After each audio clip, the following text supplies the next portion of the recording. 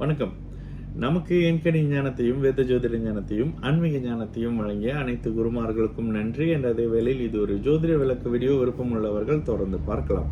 நமது 18VUR YouTube சேனலை subscribe பண்ணியிருக்கின்ற அனைத்து தோழிகளுக்கும் நமது நன்றிகள். சரி, இன்றைக்கு ஒரு வித்தியாசமான ஒரு ஜாதகம் மறுபடியும்.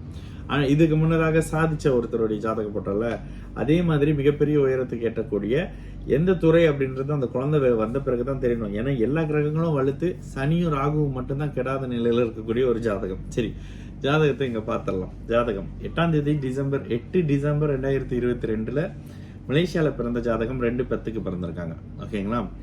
தனுசு லக்னமாகி குரு லக்னத்துல திக்பலம் ஆட்சியாக இருக்கிறாரு. லக்னாதிபதி வலுத்து இருக்கிறாரு. ஓகேங்களா? அடுத்ததாக 2ஆம் இடத்தில் ராகு, மேஷ ராகு. ஓகேங்களா? மேஷ ராகு கெடுதல் பண்ண மாட்டாரு. அதற்கு பிறகு உச்ச நிலையில சந்திரனும் செவ்வாயும் கடந்த அந்த மில்லியனர் ஜாதகம் மார்கழி திருவாதிரை அதை விட உயரத்தில் இருக்கக்கூடிய அமைப்புகள்ல உச்ச சந்திரன் திருக்கார்த்திகை பௌர்ணமி அமைப்புகள்ல இருக்கக்கூடிய தன்மை. ஓகேங்களா? அங்கேயே சந்திரன் மங்கள யோகத்துல இருக்காரு. அடுத்ததாக 8ஆம் இடத்துல சுக்கிரனின் வீட்டில் இருக்கக்கூடிய கேது. அப்ப இங்கேயும் அவருக்கு சுபர் தொடர்பு வந்துருச்சு. சூரியன் குருவின் தொடர்புலையும் ஒரு சந்திரனின் தொடர்புலையும் அதிக ஒளியான அமைப்புகள்ல நட்பு ஸ்தானத்துல இருக்காரு. ஓகேங்களா? இங்க அதிக சுபத்துவம் அப்படின்னு எடுத்தீங்கன்னா சூரியன் தான், சூரியனும் செவ்வாயும் தான். அப்ப அதிகாரம் யூனிஃபார்ம் மாதிரியான அமைப்புகள்ல வருவாங்க. லக்னத்தை பேஸ் பண்ணி தான் பேங்கிங் டீச்சிங் மாதிரியான விஷயங்கள்ல அக்கௌண்ட்ஸ் மாதிரியான விஷயங்கள் ஏதாவது வருவாங்க. முதலாவது நிலையாக மருத்துவம், அதிகாரம், கட்டணம், நெருப்பு, ஆயுதம் மாதிரியான அமைப்புகள்ல வருவாங்க. ஏனென்றால் செவ்வாயின் விருச்சக பாவகம் வலிமையாக இருக்கு அப்படின்றதுனால இங்க பாவக சுபத்துவத்தையும் நீங்க பாத்துக்கணும். 10ஆம் இடத்துல சந்திராதி யோகத்துல புதனும் சுக்கிரனும் சேர்ந்து 11ஆம் இடத்துல இந்த சனியை கொஞ்சம் ஸ்பெஷலா சொல்லணுங்க. சனி இந்த ஜாதகத்துல 12ல இருக்கிறத விட 11ல இருக்கிறது சிறப்பு. ஏன் அப்படின்னா 11ஆம் இடத்துல இருக்கக்கூடிய இந்த எதிரிகளை அமைக்கிற ஒரு மாதிரி கட்டுக்குள்ள வைக்கிறது, வழக்குகள்ல வெற்றி அடைகிற மாதிரியான விஷயங்களை பண்றது அப்படின்ற மாதிரியான பாசிட்டிவான அமைப்புகளை தரக்கூடிய அமைப்புல சனி சர வீட்டுல 11ஆம் இடத்துல இருக்காரு. சிற வீட்டோட சர வீட்டுல சனி நல்ல பலனை பண்ணுவாரு. இந்த சனி கூட அம்சத்துல குருவோடு சேர்ந்து சுபநிலையா இருக்காரு. ஓகேங்களா? இந்த ஜாதகத்துல நேரடியா பாத்தீங்கன்னா பௌர்ணமி சந்திரனோட தொடர்புல குருவின் தொடர்புல இருக்கக்கூடிய சூரியனுடைய வீட்டுல இருக்கக்கூடிய குரு சனி அப்படின்றதுனாலையும் குருவோட சேர்ந்திருக்காருன்றதுனாலையும் இந்த இடத்துல அதிக சுப வலிமை இந்த ஜாதகத்துல சூரியனுக்கும் செவ்வாய்க்கும் இருக்கு. ஓகேங்களா? அப்ப செவ்வாய் சார்ந்த அமைப்புகள்ல தான் வருவாங்க. இதனை சரியாக மேற்கொண்டு கொண்டுட்டு போகணும்ல.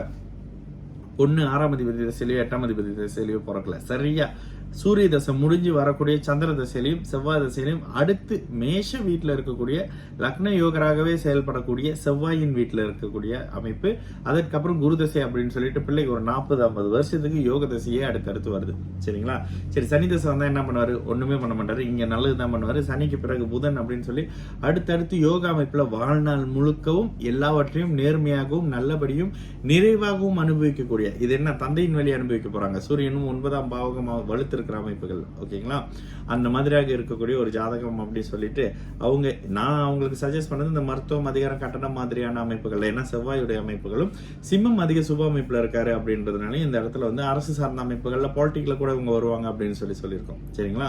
இதனுடைய தன்மைகள்ல இந்த ஜாதகம் வலுத்து இருக்கக்கூடிய ஜாதகம். ஓகேங்களா? பார்க்கும்போது இப்பெல்லாம் இந்த மாதிரியான ஜாதகம். ஓகே, ஏன் இந்த மாதிரியான ஜாதகம் வருது அப்படின்னா ஜாதகம் பார்க்க வர்றவர்கள் சற்று உயர்நிலை அமைப்புகள்ல இருந்து வர ஆரம்பிச்சிருக்காங்க அப்படின்றதுனால அடுத்த ஜாதகங்கள் நமக்கு கைக்கு வரும்பொழுது ஒரு மிகப்பெரிய ஒருத்தருக்கு சாதாரண குழந்தை பிறக்கிறது இல்லைல்ல. நான் கேட்டேன், என்னங்க சொல்லி வச்ச மாதிரி 4 பிள்ளைங்களோட ஜாதகம் பார்த்தாங்க. ஓகேங்களா? 4 பிள்ளைகளோட ஜாதகத்துல 4 குழந்தைகளும் பௌர்ணமி அமைப்புல. நான் கேட்ட சிசரியன் வந்து பாருங்க, இல்லைங்க நார்மல் டெலிவரி தான் அப்படின்னாங்க. குழந்தை அமைப்பு பாருங்க, அந்த அமைப்பு அந்த அளவுக்கு இருக்கு. இயல்பாகவே உயர்குடியினர் ஒரு மாதிரியான நல்ல வாழ்க்கையை அனுபவிக்க பிறந்தவர்கள் பௌர்ணமி யோகத்திலே பிறக்கிறாரு. அதையும் நோட் பண்ணிக்கோங்க. சரிங்களா? வேற ஒரு நல்ல ஜாதகத்துல சந்திக்கலாம், நல்ல ஒரு வீடியோல சந்திக்கலாம். நல்லது நடக்கும். எல்லோரும் நல்லா இருப்போம். வணக்கம்.